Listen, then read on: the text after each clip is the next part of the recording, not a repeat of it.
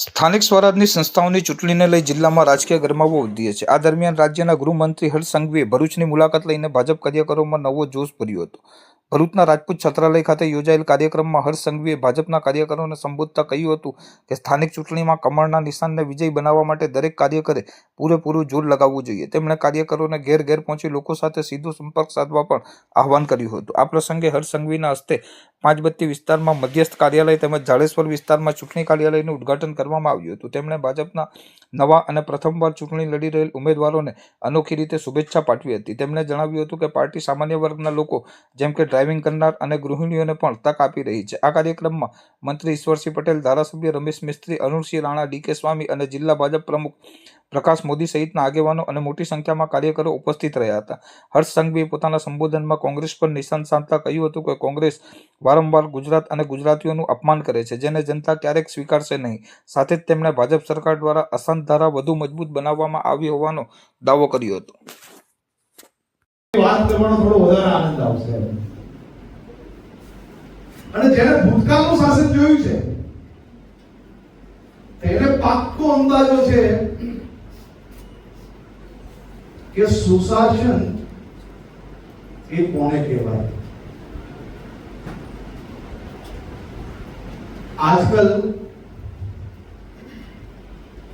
બધા કોંગ્રેસીઓના પેટમાં બહુ દુખે છે અને દુખાવો હોવી જોઈએ.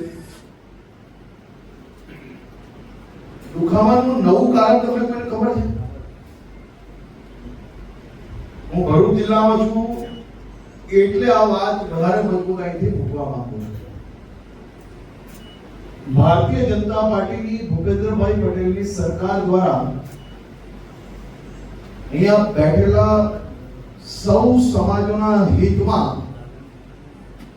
અશાંત ધારાને વધુ મજબૂત કરવાનું કામ આ છેલ્લી વિધાનસભાના સત્ર દરમિયાન કરવામાં આવ્યું. હવે એમાં એક કોંગ્રેસી ત્યાં ઉભા થઈને મને પૂછે કે તમને અશાંત ધારાની શું જરૂર છે?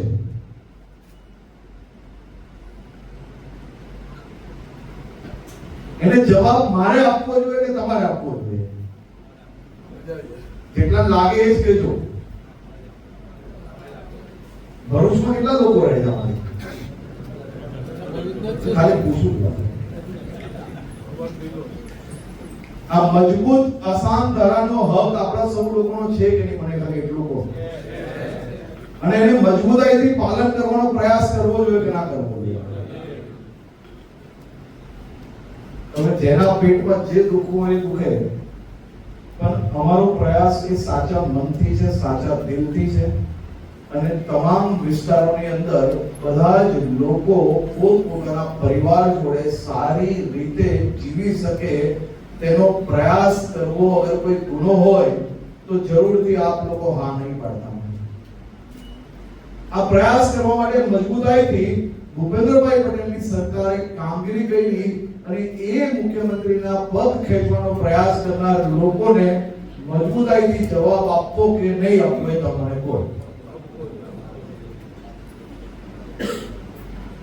આ બધી જ પરિસ્થિતિનો અંદાજો તમે સૌ લોકોએ ભૂતકાળમાં જોયો છે અને આજે બી આ પરિસ્થિતિઓને રોકવા માટે જો કોઈ એક નિયમ કોઈ એક રાજ્યમાં હોય ને તો માત્ર ને માત્ર ગુજરાતમાં છે ને આપણી સરકારની અંદર છે.